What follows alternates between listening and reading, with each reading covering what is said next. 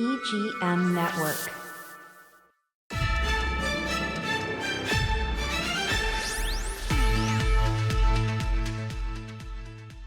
Welcome to America from Bill Crafton here in Vero Beach, Florida.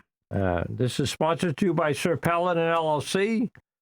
And if you watch previous broadcasts, Sir Paladin LLC sells third-party tax certificates to third-party people. And we buy them from the county and we sell them to you. And we take the risk from the county. And if you buy them from me, you take the risk from me. So that's our sponsor, Sir Paladin LLC. And I always like to mention Evergreen Media. I don't know if you guys can see that out there. Evergreen Media, right? They're absolutely fabulous. This guy Jesse here, I like to call him Jesse James, but I feel like Donald Trump making names for people, But he's a real gunslinger when it comes to podcasting. Hey. I want you to know that, Jesse. That's how I feel. Thanks, Bill. And, I didn't leave home without my American Express card today. Yeah. And I don't do podcasts without Jesse James here. Jesse, unfortunately, Jesse, you on vacation next week? Not next week, but the week after. Oh, the week after. St. Okay, Patrick's so I might Day have to week, do one without him. So right. we might have a violation of that rule, right? Yeah. As we have said in all past podcasts, we're trying to find the truth here. Justice in American politics, right? Mm-hmm. Truth and justice in American politics. There's Joe Friday from Dragnet. I'm changing the theme now. We're going to be Bill Friday from Vero Beach. And as everybody knows, I'm not a Republican and not an American. I'm not a Democrat. I'm an American. And I feel Americans deserve better than what we've been getting from our politicians in Washington. So I hope you feel that way, because if you feel that way, we got to vote them out and change the politicians in Washington to be more responsive to the needs of the American people and not the billionaires. So the goal of the program is we don't want to build hate into politics, We want to eliminate hate in politics. Diversity, the division in politics, the Republican Party and Democratic Party, they like to divide us, Oh, I'm a Republican, I'm a Democrat. No, I'm an American. And that's how we should all look at it. We're an American. And if Republicans are dominating, Democrats are dominating, terrible thing, right? They should be looking after all Americans. And now moving forward, I'm already on my 5th podcast. Is that right, Jesse? I think you're right. I think you're right. I think it's number 5. I got a bunch of questions I didn't tell Jesse the answer to. Boston Red Sox, number 5. 1964, who was he? I don't know, Bill. George Scott. Okay. And you know what they called George Scott? I don't. The Boomer. All right. And he was quite a baseball player. It's really unfortunate he didn't get to the Hall of Fame, but that's the way it goes. Right. No more wear number 5, too? Well, I got more on number 5. Oh, okay, great. Back in 1958, All right. On the Little League, South Lawrence East Little League Tigers team. Guess who wore number 5? Was that Bill Crafton? That was Bill Crafton. Hey. You got that one. I wore number 5, and I was real excited to be on the Tigers. And I had a coach who was a cop. His name was Jim Toomey, and he was long gone, I'm sure. But Jim was a great guy. He was a cop, and he wasn't intimidating anybody. He was just a great cop in the neighborhood, Mm-hmm. The kind of people you could fall in love with. They're so nice, Yeah. And Jim was a great guy. So, and we like to see all cops like Jim. You can deal with people like that. Yeah. I got another number for you. All right. Basically, 1966. What's significant about that, Jesse? It's the year after the Civil Rights Act. That's all I know. I don't know. Okay, well, that's the year I graduated from high school. All right, very good. Guess what? What's that? I'm out of high school 60 years. Hey, all right. And we're still breathing, right? There you go. And there's a guy, Tom O'D, I'll call him. He's very helpful when I do these podcasts and stuff like that. I contact him 2 or 3 times a week. I bother the hell out of him, but he gives me a lot of good feedback. So, and he's also a class of 1966, Lawrence High, and what the Central Catholics used to call us the mill, because we had all kinds of mills in Lawrence back in those days. So that's what we were known as, the Mills versus the Red Raiders. So, Okay. And we did pretty good on them until about the 70s, and they started beating us up. Okay, the FBI was still looking for that cheeseburger, and fries. You hear any? You got an update on me with that, Jesse? I don't have an update for you there, Bill. No. Any impeachment activity with Pam Bondi? Not that I know of. Not that you know. Nor am I. I'm just in case maybe you something I know. What about Christie? I hear she might not no longer be in charge of her department. Yeah, Christy Noam. Yeah, out yet as of yesterday. Yeah. I wonder what happened there, Jess. Yeah. Okay. Up to her. Well, my only question with Christy Noam, they were ordering her a brand new jet so she could fly around the country. I wonder what they're doing to the jet. Does she still get to use the jet, or does she not? Yeah. I haven't been able to figure that out yet. Yeah, did they cancel the advertising budget? I don't know. I don't know. Hey, listen, if you're unhappy, we're trying to be funny here a little bit. If you're unhappy with the federal government, America deserves better. We got to vote the politicians out. Yeah. We got to change politicians, because if you don't change the politicians, and we all love our politicians, our local politicians. But if we don't change our politicians, it's never going to improve.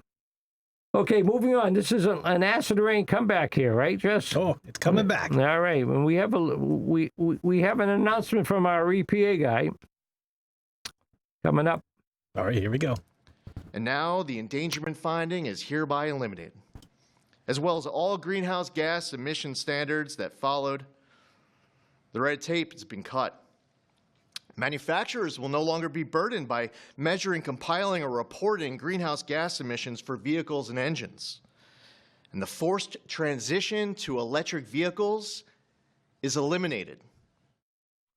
Well, that's quite a clip when you think about it, right? Now, let me see. Allow unlimited toxic pollution from autos. You know what that means when it comes to the deal? They don't have to measure what the pollution they're going to put out in the new automobile. So they can put an unlimited amount of pollution, which we as Americans will breathe in, okay? Especially if you live near a highway, which a lot of us do now, Yeah. Endangerment findings is the core of the EPA. That's where they, basically got the jurisdiction to move forward and use pollution controls, and now that's all been eliminated. Greenhouse gases, they create global warming. Now, I know that the current administration doesn't believe in global warming, but you'll see a little bit later. Global warming is happening, folks, so I'm sure most of us know it. Cut the red tape. You know what that's code for? Yes, you got that figured out, Just cut the red tape. Cut the red tape? Yeah. It's remove all protections against big corporation polluters. Yeah. And they can pollute freely. Yeah. And an example of that, if I was going to look back, is you're going to look up General Electric. They polluted the Hudson River with chemicals, back when there was no EPA standards for them. Green energy, not a scam. Polluting America will not make it great again. Is the EPA moving us into the future? Or are we regressing into the past? At some point in time, I'm going to focus you in on China and how they're doing with their windmills, and the domestic windmills, domestic electric cars, and the domestic solar energy. They are the world leader in that. And the United States are moving backwards into coal for producing electrical energy, which is really bizarre. You want to create jobs? Create jobs in clean energy. Because we don't have a lot of it. We should be able to create a lot of jobs. Anyway, once we used oil for the lights on the street lamps in America, I'm not sure we're going to go that far back, but you can't rule it out, right? And what I say with, after the Olympics, USA, USA, USA is being left behind on the green energy front, and we're getting beat up by China. So pay attention to that, folks. Thank you, Jess. All right, so this is Donald Trump with his clean coal message, right? That's right. All right. The undisputed champion of Beautiful, clean coal. We have to proceed. Always, I don't use the word coal. It needs a PR job because it had a bad reputation for a while. So we're not allowed to say the word coal anymore. It has to be preceded by beautiful, clean coal. Okay? We're cleaning it up. Very good. Hey, Donald J. Trump, the master of brainwashing, right? Right. And propaganda. So if you listen to that message he just gave us, unfortunately, he didn't mention any toxic pollution that comes with beautiful clean coal. So that's the way it goes. State of the Union message. This is like a little recap of some things we did last week. State of the Union message. The energy costs will be picked up by the high-tech individuals producing all this AI stuff that costs need for a lot of electricity. This week they happen to sign a pledge to Donald Trump. They were in the White House, I think, on Thursday. All these AI guys, and they pledged they would pick up the cost. Now I suspect, based on everything I've been researching, that energy is going to come from beautiful clean coal. Basically coal plants, which really have beautiful clean coal. So they got 70 plus permits coming up that we spoke about last week. And that's going to supply the energy. So these people, without saying where the energy is going to come from in this meeting that they had in the White House, I'm guessing it's clean coal. And expanding the use of coal electricity, we are definitely regressing to the past. Remember, there will be no monitoring on the toxic pollution generated by the burning of coal. So, and Right. Moving on to the news hour with John Walk. The Environmental Protection Agency is scaling back limits on toxic emissions from coal-burning power plants, clearing the way for them to emit more hazardous pollutants like mercury. Stephanie Sy has more on these changes. Yeah, the mercury is we've seen this last week. So the mercury's major pollution. You got kids and stuff like that. You got to be scared of that mercury. Okay, Jess. We've seen the Trump administration strip away greenhouse gas emission limits as well. But what makes this EPA rule different from what I understand, John, is this directly impacts human health. Remind us what the science tells us about exposure to mercury, its impacts on the human body, particularly babies and developing fetuses, and what you see as truly at stake here. What's at stake is more mercury emissions that are a brain poison, and they poison and harm the developing brains of the fetus, of young children, babies, children all the way up to 12 or later, actually. So it is causing learning deficiencies, it is causing IQ loss, and that's in addition to all the other health hazards from rolling back the toxic soot pollution limit, which contributes to cancer and birth defects and infertility, miscarriages, and much more.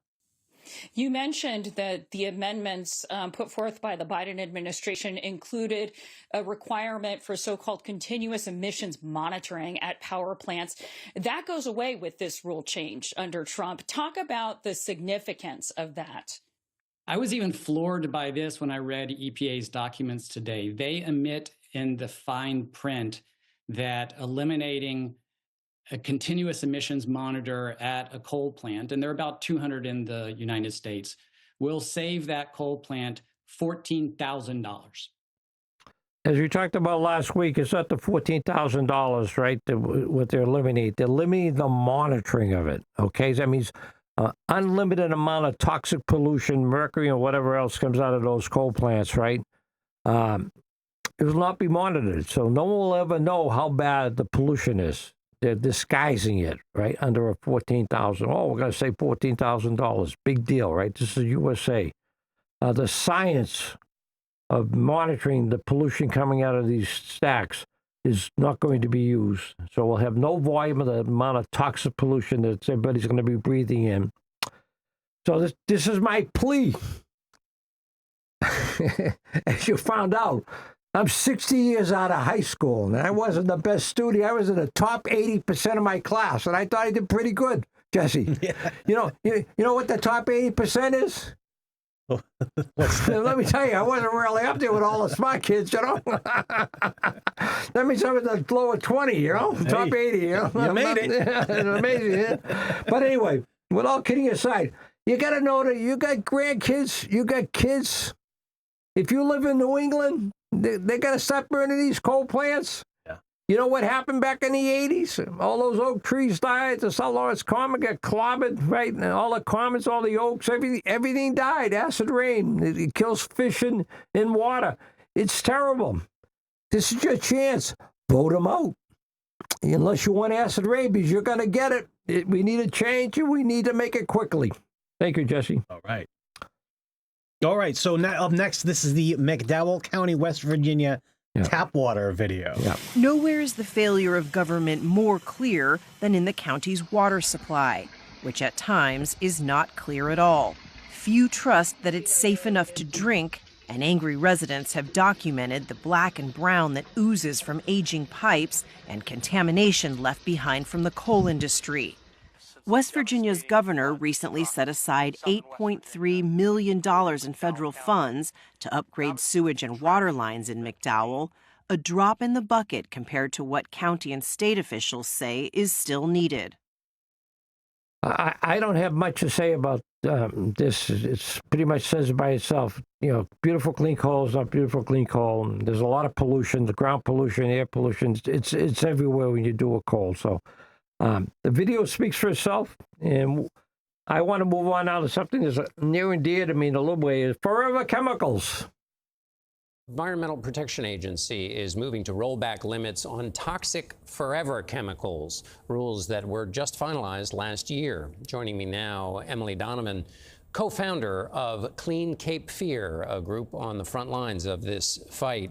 Emily, remind us of what these chemicals are.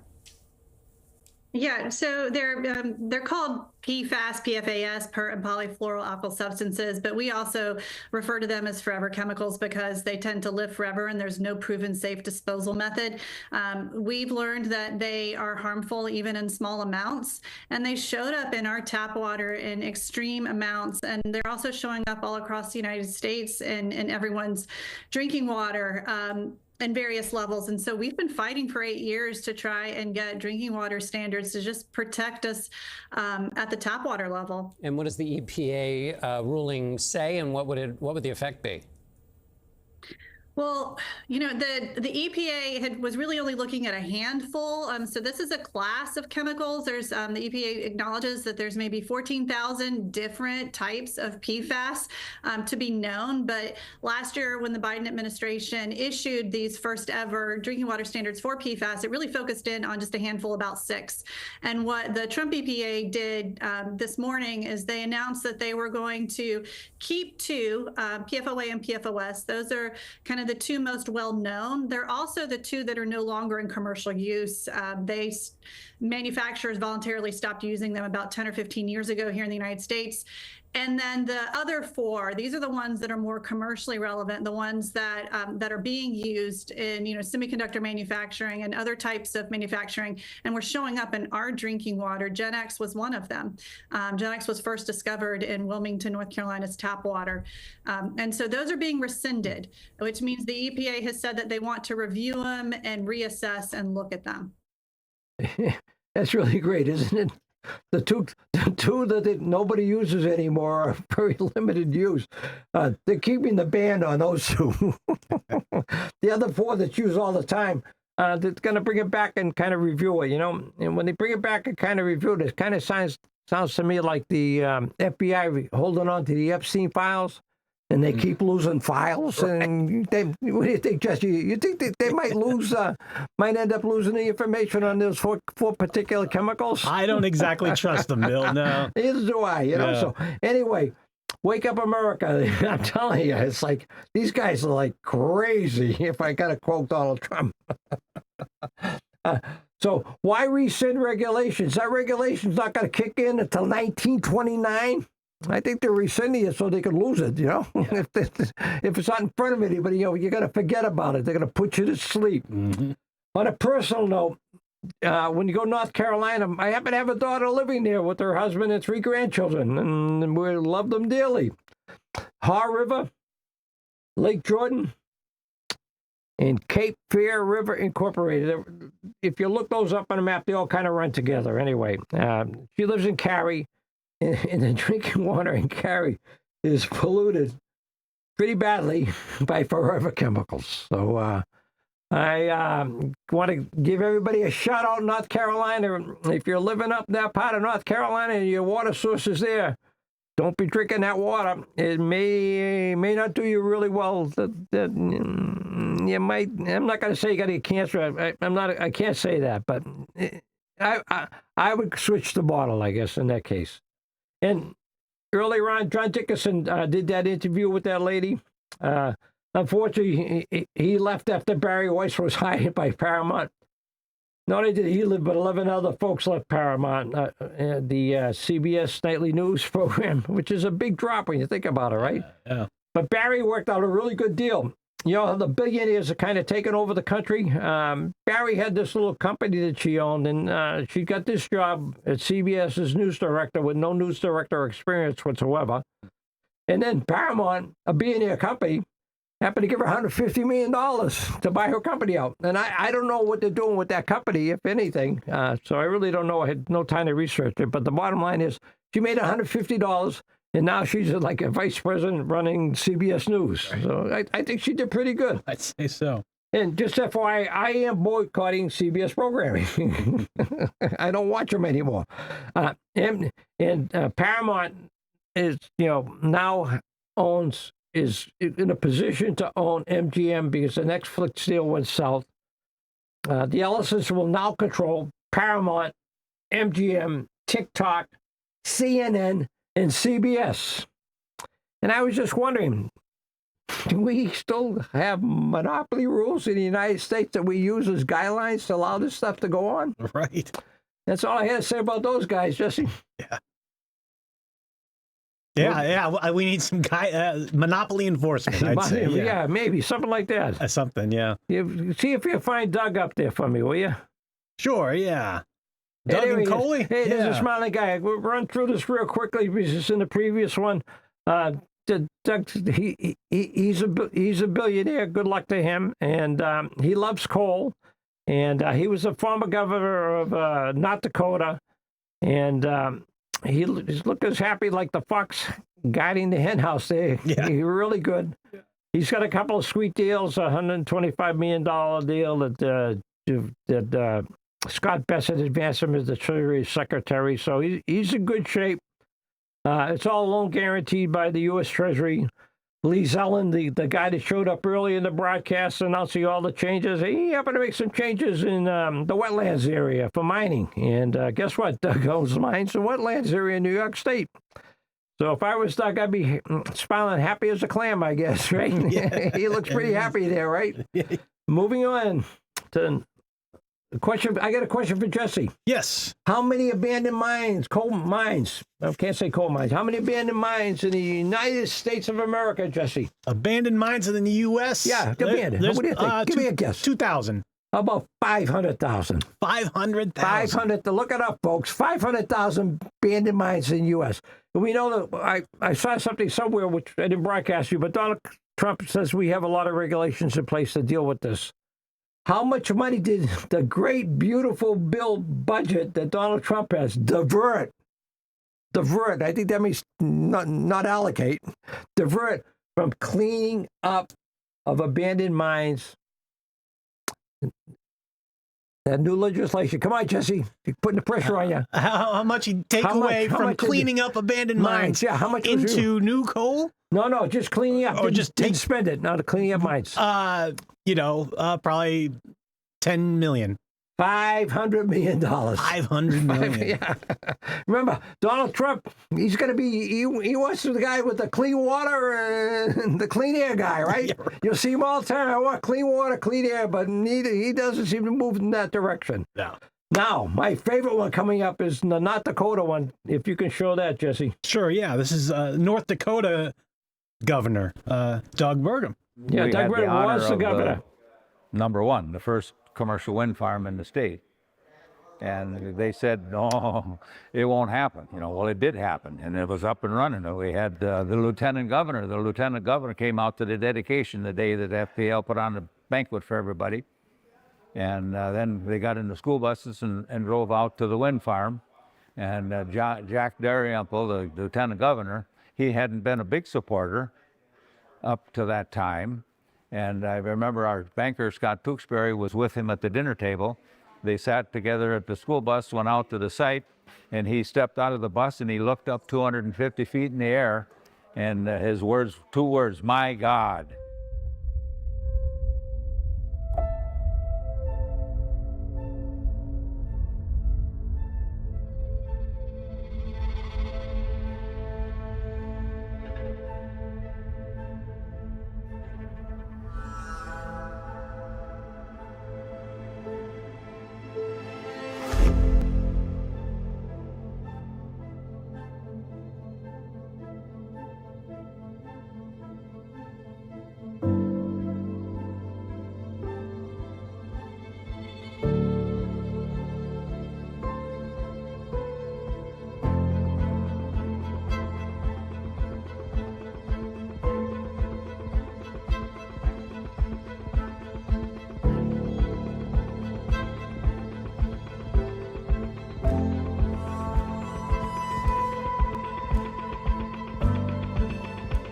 When they first came, it was like a thing of beauty, and it was a novelty. And of course, now after, you see them so often that you don't even see them anymore. Yeah, when all that stuff went on, guess who the governor of North Dakota was? I don't know. Doug Burgum. He was the governor. The guy hugging the piece of coal? He was the guy hugging Coley? Hugging Coley, that's right. He was the governor when they put all those windmills in, huh? Yeah. Do we have another one from North Dakota, Jesse? We do. Yeah, why don't you put that on? First of all, it's the Saudi Arabia of wind. Saudi Arabia. There's more wind in North Dakota, and in terms of energy value, than there is, I think, in any other state in the country. And so it's a terrific place to put wind farms, number one. Number two, it's a terrific place to do business. North Dakota is a very pro-business state. The whole state welcomed us with open arms. And as a result, we've invested billions and billions of dollars there. Yeah, in North Dakota, it seems like windmills are a big success, okay? They're producing a lot of energy with low cost, not causing any pollution. Yeah, clean energy. Yeah, clean energy. Yeah. Low cost, yeah. No cost, right? To spin those in, cost of installation, laying out the farm and stuff like that. I can't figure out why Doug embraces coal. He was the governor when that was going on. You think you might have learned something from that, Jesse? What do you think about that? You think you should have learned something from that project? He should learn something from the project. Yeah, absolutely. Okay, so none of this makes any sense to me, Jesse. No. But let's go cut the red tape and see what that means.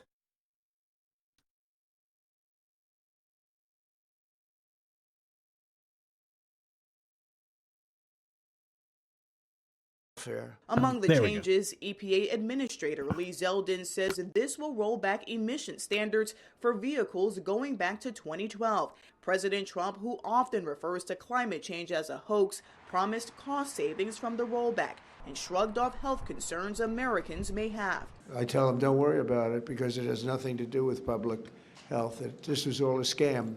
In 2007, the Supreme Court found greenhouse gases are air pollutants subject to the Clean Air Act. And now environmental groups are preparing legal challenges to keep the endangerment finding in place. This action flies in the face of science. Dr. Gretchen Goldman is president of the Union of Concerned Scientists. She says the administration is allowing the fossil fuel industry to, quote, run amok. We're going to see some immediate impacts of this, increases in emissions and health harms in communities. Statements from several auto companies and groups are welcoming the changes, but add they are committed to reducing emissions. Erica Brown, CBS News, Washington. I am now here in the Sphere with meteorologist David Yeomans, who does a lot of work on climate coverage, and there are some... Hey, toxins being released by fossil fuels, health concerns. Don't worry, it's all a scam. If you believe that, I can sell you a bridge. Yeah. Cheap, Climate change is a hoax. No, it's not. And we'll see that later. The number one law of producing propaganda, okay, and this goes all the way back to the 30s in Germany, where I did this up. Repeat a lie often enough, and it becomes the truth. Remember, if you repeat a lie often enough, and that's all you hear, it becomes the truth, okay? We do have global warming in this country, and it's all toxic pollution. It's not good for your health breathing that air in. We got any river fires, Jesse? We do, yeah. This is going back in time. Yep. Back before a lot of the EPA regulations, right? That's right. Yeah, so what's this? The Cuyahoga River in Ohio? Yeah, just skip right through this and stop at the last one. Yeah. Okay. That's Ohio River. The rivers are catching fire here, right? Based on the pollution that was allowed to happen before 1973. Mm-hmm. You got one more there, Jess? That's the last photo I've got for you, Bill. Okay, all right. We've got a video for you from back in California. Okay, let's go there. You want to show that video? Yeah, show that Shrouded by video. the ugly mist, dangerous to health and traffic.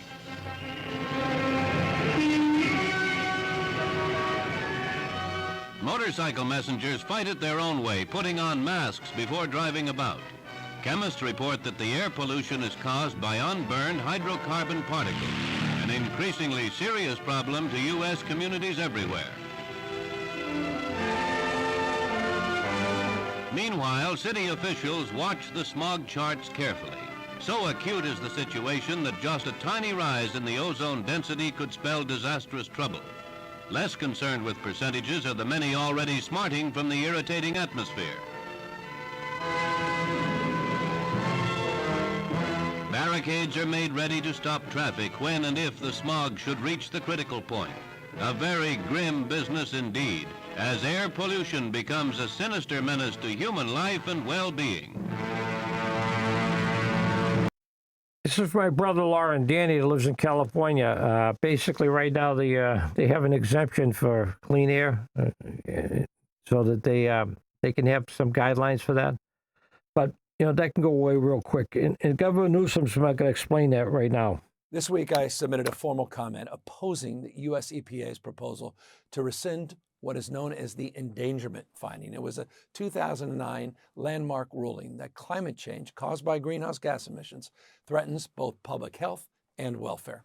The endangerment finding is based on science, not politics, and provides the foundation for years and years of key clean air regulations at the federal level, including rules that protect Americans from polluting cars and trucks. But now the Trump administration, they want to erase all of that, and they're relying on cherry-picked propaganda spoon-fed to the EPA by the oil industry. And if you don't believe, by the way, in science, they should believe in their own set of eyes. Consider this. In 2023 alone, we saw 28 separate natural disasters, fires and hurricanes and floods, each made more devastating by climate change. Those claimed, by the way, some 400 lives and cost $92 billion in damages. The EPA is siding once again with polluters over science and telling fire victims to ignore the flames, flood victims to ignore rising water, and parents of asthmatic children to ignore their kids choking. This is not leadership. This is betrayal. Betrayal of the American people that the EPA is duty-bound to protect. California will not wait. We will continue to lead because we have no choice.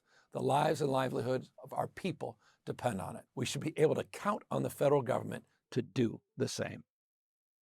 So in federal politics, we need to vote them out. Okay, I mean, that's pretty clear. They don't really, doesn't seem like they really care about people. So, and I'm a people person, so I care about people. So, and global warming, that's what it is. Not climate change, because climate change, what's a big deal? Global warming, that's a big deal, and that's what's happening. And we're going to show the last one, and then I'm going to get the heck out of here. Sorry it took so long, folks. So this is a video demonstrating global warming, the surface temperature of the planet from 1880 all the way up until present day. Pay attention to like 1980 when you start flowing up there, and you'll see all of a sudden things change quickly. Yeah, warmer and warmer. The 70s, and now 1980. Yeah, now the whole planet is orangish red. 2-3 degrees Celsius over the average. There we are. Okay, we've seen this before. It was in the last podcast, so I'm not going to spend a lot of time on it. But this is a NASA product that they put out. NASA. You might remember those guys. They used to shoot those spaceships up into space, right? Oh yeah, NASA. Yeah. NASA, remember that, right, Jesse? Yeah, that's right. Yeah. Now we got Musk doing that, you know, and Bezos. You know? They're making tons of money off it. You know, they're doing pretty good as millionaires, if you know what I mean, Jesse. Right? So we used to do it ourselves, but I guess we're better off if they do it. You know, somehow, yeah. Somehow. I Got don't the know. contract. Yeah. All right. So okay, the final message for me. You know, write your congressmen, vote them out.